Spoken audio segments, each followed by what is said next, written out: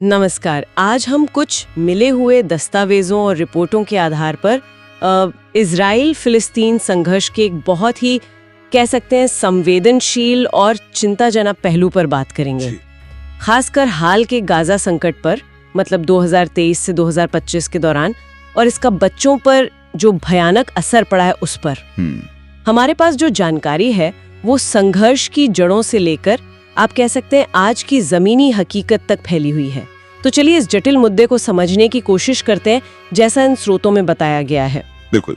शुरुआत करें तो जानकारी बताती है कि 1800 में फिलिस्तीन वो ऑटोमन साम्राज्य का एक हिस्सा था। हाँ। जहां ज्यादातर अरब आबादी थी, मुस्लिम और ईसाई, और यहूदियों का एक छोटा समुदाय भी साथ रहता था। बिल्कुल। और यहाँ ये समझना जरूरी है कि कैसे यूरोप में यहूदियों के खिलाफ बढ़ते जुल्म ने, मतलब एंटीसेमिटिज्म ने, ज़ायोनिज्म को जन्म दिया।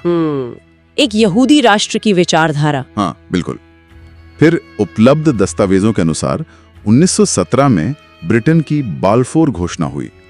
इसने फिलिस्तीन में एक यहूदी राष्ट्रीय घर बनाने का वादा किया। अच्छा। अब इस घोषणा ने अरब आबादी के बीच काफी बेचैनी पैदा की।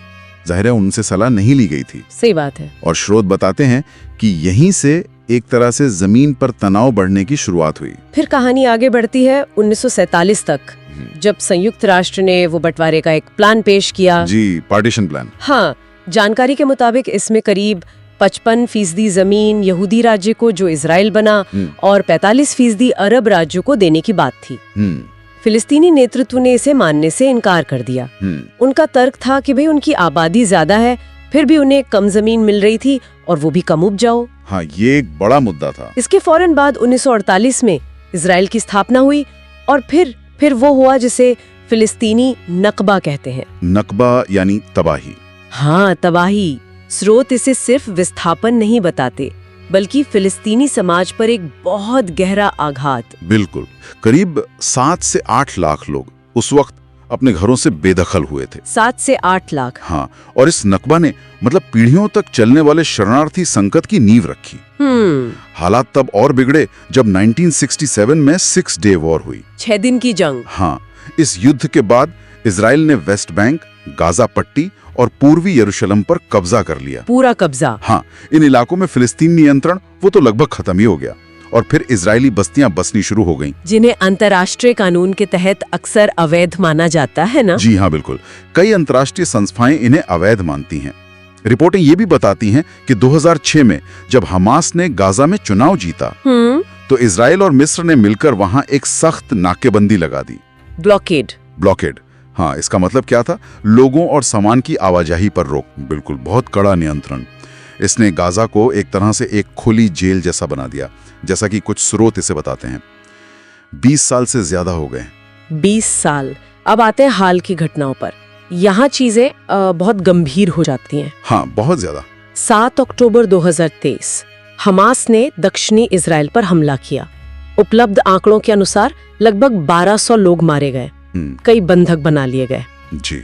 इसके जवाब में इजराइल ने गाजा पर एक बड़े पैमाने पर सैन्य कार्रवाई शुरू की। हाँ, पूरी तरह से युद्ध छिड़ दिया। यहाँ स्रोत बताते हैं कि इजरायली हमलों में भारी बमबारी हुई, हवाई हमले हुए और कथित तौर पर क्लस्टर बम और व्हाइट फॉस्फोरस जैसे मतलब विवादास्पद हथियारों का भी इस्तेमाल हुआ। ये गंभीर आरोप हैं जो स्रोतों में दर्ज हैं। हाँ, कई रिपोर्टों में अस्पतालों, स्कूलों, यहाँ तक कि संयुक्त राष्ट्र के कैंपों को भी निशाना बनाए जाने का जिक्र है। और साथ ही पानी, भोजन, दवा, ईंधन, जो बुनियादी जरूरतें हैं, उनकी सप्लाई पर भी गंभीर पाबंदियां लगाई गई। के तहत संभावित युद्ध अपराध मानती हैं। युद्ध अपराध। हाँ, लेकिन जो बात इसे और भी ज्यादा क्या कहें भयावह बनाती है वो है इसका बच्चों पर असर। हाँ, बच्चों पर। उपलब्ध आंकड़े वाकई दिल दहला देने वाले हैं।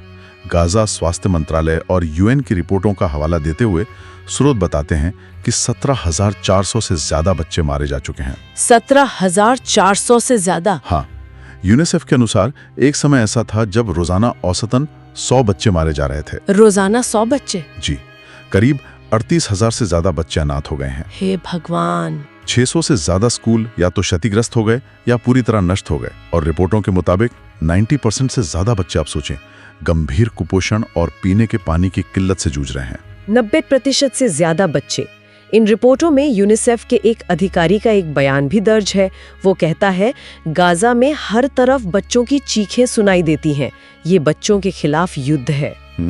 ये स्थिति इतनी गंभीर है कि कई देशों ने, जैसे स्पेन, दक्षिण अफ्रीका, तुर्की, आयरलैंड, इन्होंने इजराइल पर नरसंहार या सामूहिक हत्याओं के आरोप लगाए हैं। जी, और यहाँ तक कि अंतर्राष्ट्रीय न्यायालय ICJ, जो UN की सर्वोच्च अदालत है, हाँ, ICJ, वो भी इस मामले में नरसंहार के आरोपों की जांच कर रहा है। ये सब दस्तावेजों में उल्लेखित है। लेकिन दूसरी तरफ इजराइल का तर्क क्या है, जैसा स्रोतों में दर्ज है? हाँ, इजराइल का तर्क ये है कि उसकी कार्रवाई हमास के खिलाफ आत्मरक्षा में है। आत्मरक्षा? और नागरिकों को जो नुकसान हो रहा है वो युद्ध का एक दुर्भाग्यपूर्ण अनपेक्षित परिणाम है, जिसे वो कोलैटरल डैमेज कहते हैं। कोलैटरल डैमेज, अनजाने में हुआ नुकसान।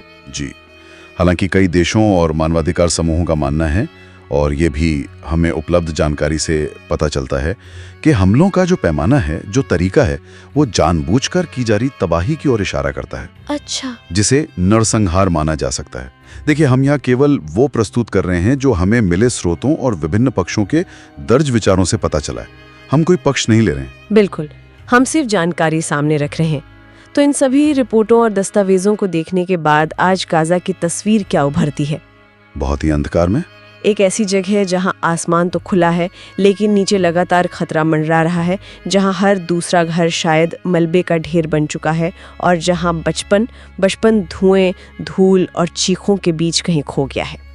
स्रोतों का निचोड़ शायद एक पंक्ति में कहा जा सकता है, जैसा वो बताते हैं, गाजा में सिर्फ एक युद्ध नहीं चल रहा, बल्कि ऐसा लगता है कि एक पूरी पीढ़ी के भविष्य को मिटाया जा रहा है। और ये जानकारी हमें एक बहुत ही गंभीर सवाल पर सोचने को मजबूर करती है।